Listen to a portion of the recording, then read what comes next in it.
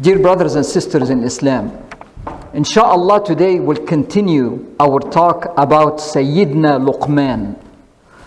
And last week we said that Syedina Luqman, Allah honored him. Allah honored him and gave him a high status. Syedina Luqman is not a prophet. And not only Allah subhanahu wa ta'ala mentioned him in the Quran, but there is a chapter with his name in the Quran, Surah Luqman.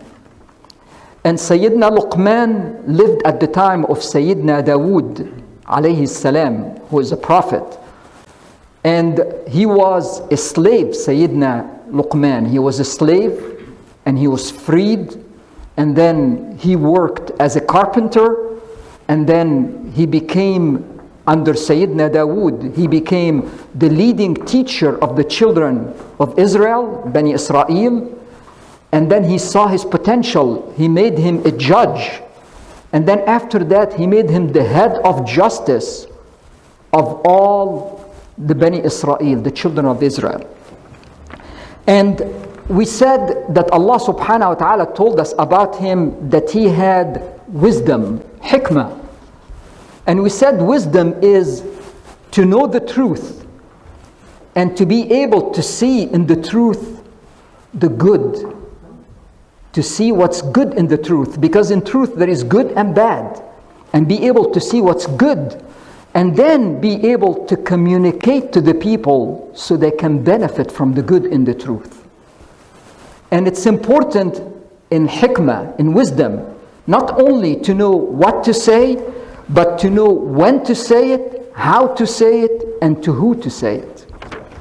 And then we talked that Allah subhanahu wa ta'ala, out of all the responsibility that Syedina Luqman had and all the great work that he did, in every job he took over, Allah selected to talk about his wisdom in being a father, teaching his son.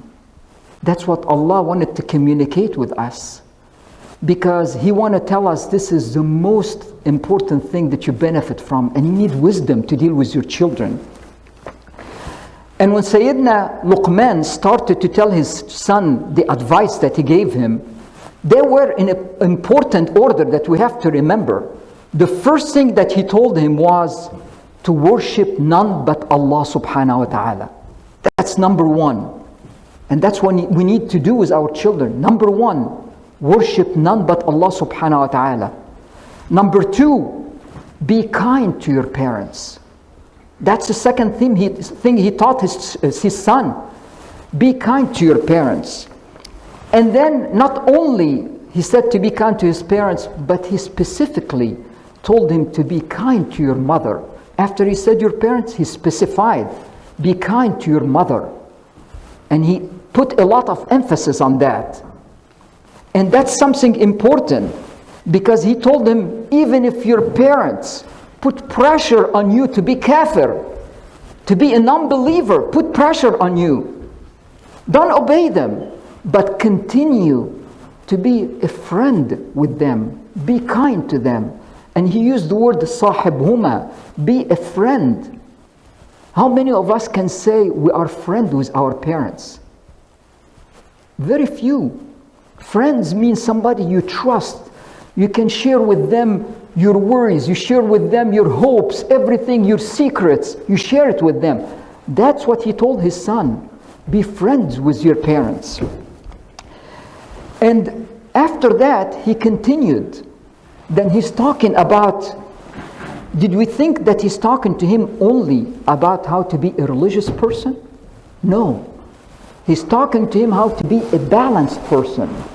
And that's what Muslims are. Muslim is not just a religious person. He's an excellent worshiper. He's an excellent worker. He's an excellent father. He's an excellent friend. He's excellent everything that he does. And he's a balanced person. That's what Muslims are. And that's what the wisdom of Luqman is telling his son. You be a balanced person. Not only you sit in the masjid and that's all you do, or sit memorizing Quran and that's all you do. No. You are a part of life. And wherever you go, you are the best. You try to be the best you can. That's all you need to do.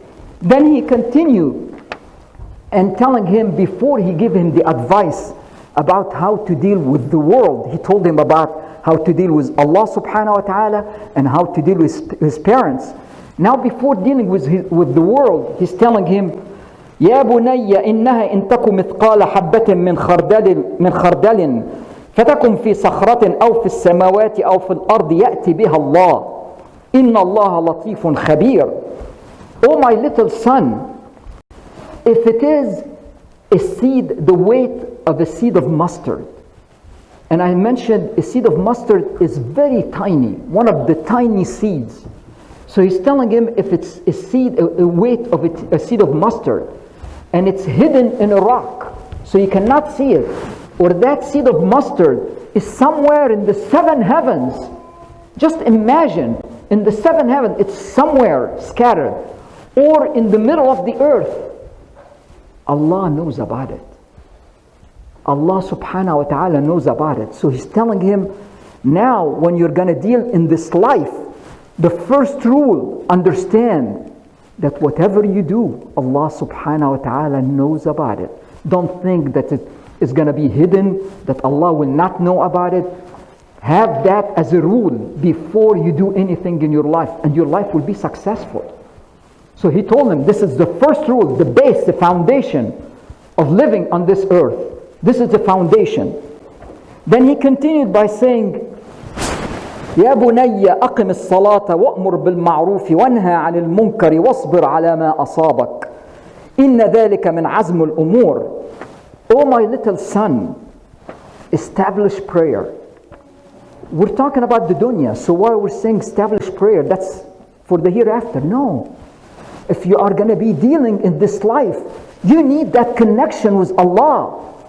You need to have a direct connection with Allah. So establish prayer. You are going to have difficulties in your life. You need that connection. You are going to have needs. You need that connection. People will do things to you. You need that connection. You need solution for your problem. You need wisdom. You need that connection. So have the salah. Establish the salah. That's your connection. Then you're ready for the life, because you have Allah subhanahu wa ta'ala behind you, supporting you. You have that connection with Allah. Then the next thing, enjoying what's good. Order people to do what's right. Don't be a passive person in the dunya. No, you have to be proactive. You have to be proactive. Not just say, it's none of my business. I'm not going to be worried about that. You have to be a positive person. You have to tell people what's right. If you see somebody doing something wrong, you tell them, this is what's right. This is your duty as a Muslim. And then forbid what's evil. If you see somebody doing something wrong, say. Don't say, I don't want to, he's going to be mad at me. He's going to be upset. You're doing it for Allah subhanahu wa ta'ala. You're not doing it for him. Of course it's for him. It's going to benefit him. But by the same token, it's for you. Because you're doing it for Allah subhanahu wa ta'ala. So when you see something right, tell people do it. And if you see something wrong, tell them not to do it. So he's telling his son to do that. And then he's saying, and be patient on what happens to you, what befalls on you. For 2 reasons he's telling him to be patient.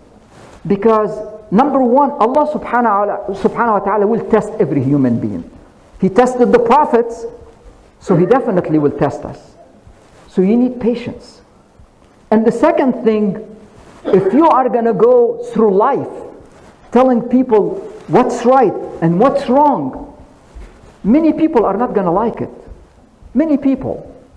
And you're going to have some enemies. Be patient. They're going to try to harm you, particularly if they're in a position of power. So be patient. Be patient. It's going to happen. And that's a part of doing the right thing as a Muslim. Be patient for what happens to you. And he's saying, this is the right path. This requires courage. إِنَّ ذَلِكَ مِنْ عَزْمِ الْأُمُورِ. Doing all of that requires courage. Require that you're firm to your commitment to Allah subhanahu wa ta'ala. So he's saying, be patient and be firm and courageous. So he's telling him, in this life, don't be passive. Be proactive. Be positive. Participate in this life. Don't stay isolated. No, be a part of this life. And then he's starting to tell him how to have, what kind of character to have, what kind of manners. Not only that, how can you behave as a human being? So he's telling him, وَلَا تُصَعَّرْ خَدَّكَ لِلنَّاسِ وَلَا تَمْشِ فِي الْأَرْضِ مَرَحًا إِنَّ اللَّهَ لَا يُحِبُّ كُلَّ مُخْتَالٍ فَخُورٍ. And he's saying to him, don't turn your face away from people in arrogance, looking down at people. And the beauty of it, he used a nice word. He said, لا تصعر. تصعر, it's coming from a word called su'ar. Su'ar is a disease that gets to camels. And the disease that gets to camels, it stiffens their necks. It makes their neck firm and look going back. And the camel cannot bend his neck, so he cannot eat, and he dies from that sickness. So he's saying the person who's arrogant, he's like a camel. So whenever you see somebody who's looking down at you, remember he's a sick camel. Don't feel bad. He's a sick camel, Syedina Luqman told us. So he's saying don't be arrogant in this life, and don't walk happy with yourself on this earth, saying, oh, there is nothing better than me. I'm the best. I'm the greatest. I'm the richest. I'm the smartest. Some people have a tendency to do that. So he's telling him, don't do that. Because always there is somebody better than you. So don't be arrogant and don't be happy with yourself. And he's saying, إِنَّ اللَّهَ لَا يُحِبَّ كُلَّ مُخْتَالٍ فَخُورٍ. Allah subhanahu wa ta'ala, He doesn't like any person who's arrogant and who boasts about himself, brag about himself. Allah doesn't like those kind of people. So now he's telling him how to behave, how to be as a person, what kind of personality to have. Then he tells him, وَاقْصُدْ فِي مَشْيِكَ وَاغْضُضْ مِنْ صَوْتِكَ إِنَّ أَنْكَرَ الْأَصْوَاتِ لَصَوْتُ الْحَمِيرِ. And he's saying, and have a purpose in life. When you walk in life, have a target. اقصد means have a qasd, mean target. So whenever you walk, whatever you do in life, have a target. Don't just walk and you don't know what you're doing. Everything you do, have a target. Whether you're rich, you're poor, it doesn't matter. Have a target in your life. It's very important. I listen to a lot of teenagers. You ask them, where are you going? And they say, oh, I'm going to hang out. That is, a Muslim doesn't mean say, I'm going to hang out. He doesn't know what to do. Not the Muslim. Have a target in everything you do in your life. Have an objective. You're going out, you're going to do something. And then he's telling him, and lower your voice. The ugliest voice are the voices of donkeys. Why he's telling him that? He's telling him, be a moderate person. And he used voice as one example. Don't walk around with a loud voice talking all of that, because you're going to be like a donkey. Lower your voice. Be a moderate person. He didn't give him a list of everything. He's not going to tell him, be moderate in the way you talk to people, be moderate in the way you do this and this and this and that. No, he just used one example. Lower your voice, because then you're a moderate person.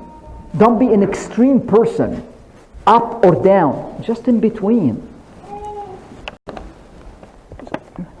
So this is the story that Allah subhanahu wa ta'ala told us in the Quran about Syedina Luqman. So what are the things that we learn from that story?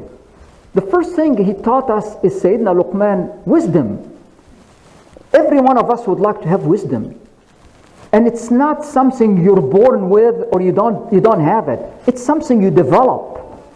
And the way Syedina Luqman developed wisdom, the first thing he did, as I mentioned before, he walked around and reflected on Allah's creation. Looked at everything. Allah created the mountains. Look at them. Allah created the trees, the birds, the animals, everything. There is wisdom in everything that Allah created.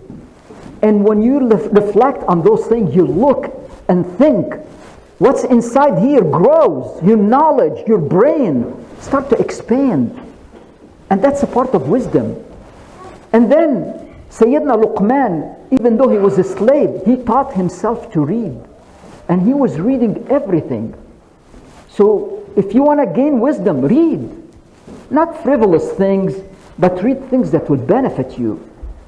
Not fiction and love stories or whatever. Read things that are beneficial to you. It doesn't matter what it is. Whether it's something in cooking, in plumbing, in carpentry, whatever, medicine, whatever will benefit you. There is wisdom that you're going to gain from reading and learning. And then interact with people. For two reasons. Number one, when you interact with people, you learn from people. And as I said before, every human being has something to offer. Every human being. So you need to listen to people and see what you can get from them. That's how you're going to gain wisdom. And it doesn't matter if the person is educated, non-educated, rich, poor, it doesn't matter. Every person has something to offer you. If you're smart, you're going to get it.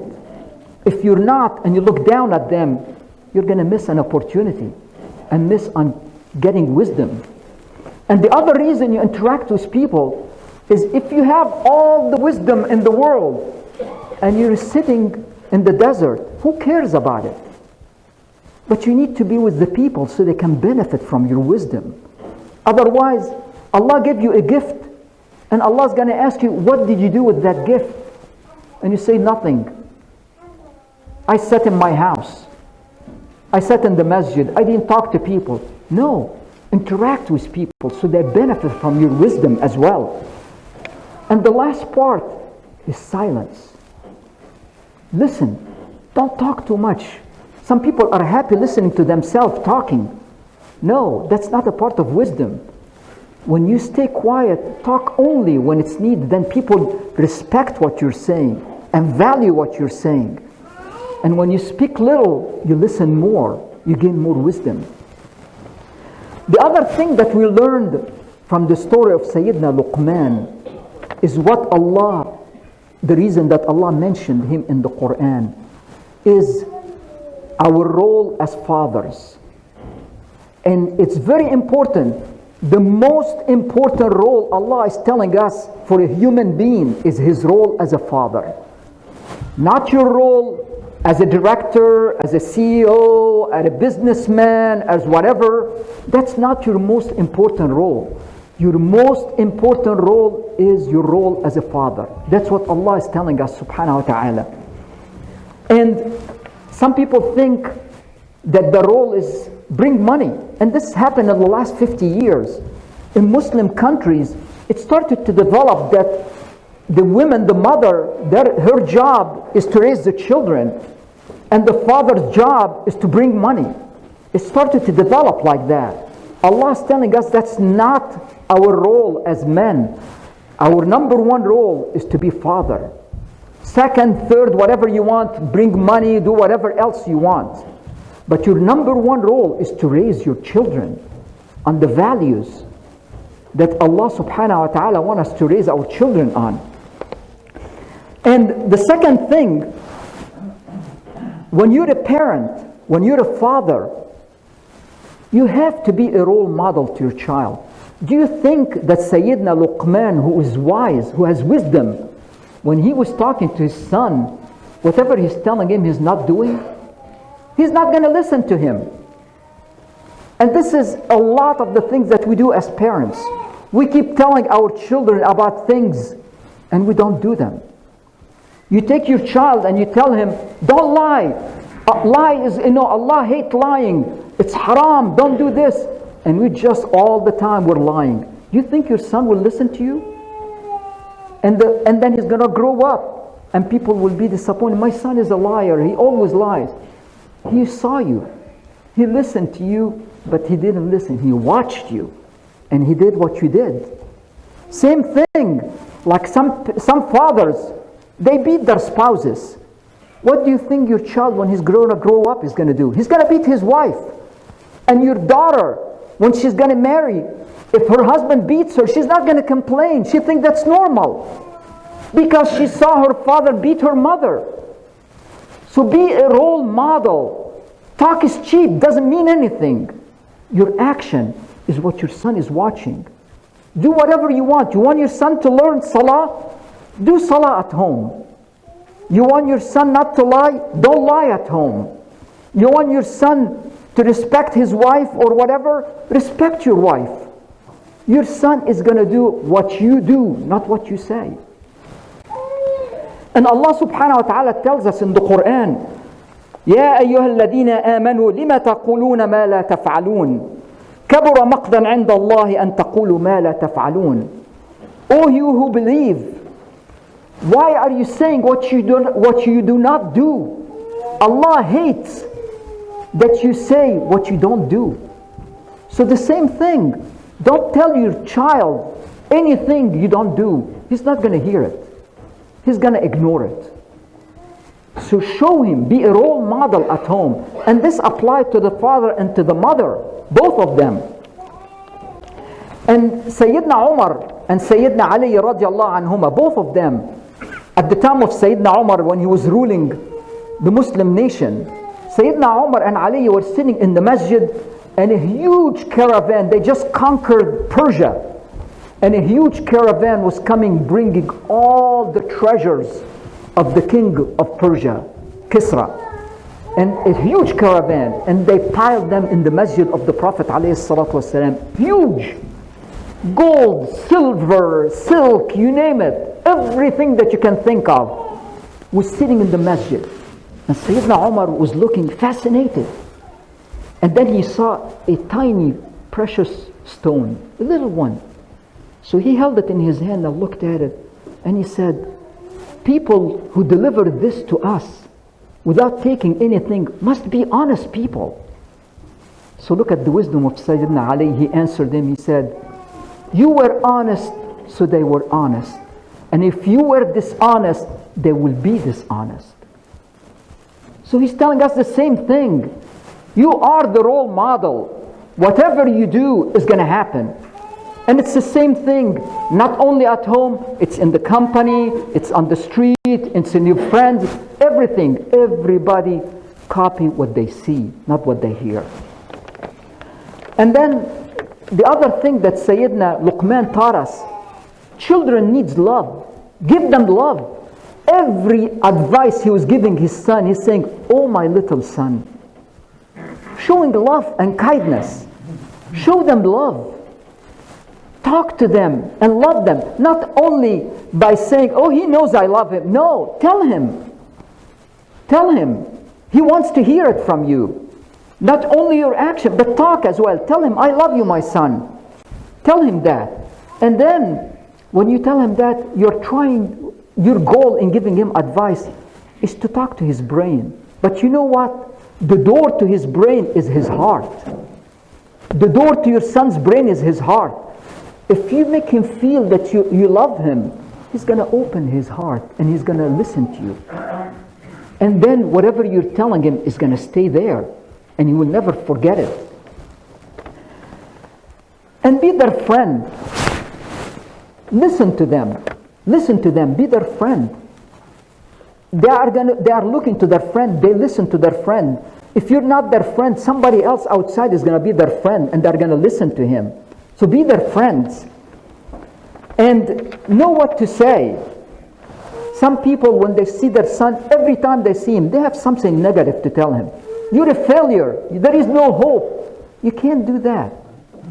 You cannot all the time just criticize him. Have some time, be positive. Then he will listen to the criticism when you're giving to him. And when to say it. Sometimes your child is coming excited, telling him, I got an A in class. And then your answer will be, well, we'll see you next time. It's just one time. No. Be encouraging. So know when to say it. Not all the time. Select the time. Then he will listen to you. And how to say it. Don't scream and yell and all of that. He will be standing in front of you and those two are closed. He's not listening to anything. He's somewhere else. So don't do that. Just talk to him. Try to approach him and listen to him. It's never too late to raise your children. Whether they are little, if they are little, that's wonderful. That's a great time. If they are teenagers, it's never too late. If they are married, it's never too late. Always, it's never too late. Start, take the action, and Allah subhanahu wa ta'ala inshallah will help you. أقول قولي هذا وأستغفر الله لي ولكم ولسائر المسلمين استغفروه إنه غفور رحيم.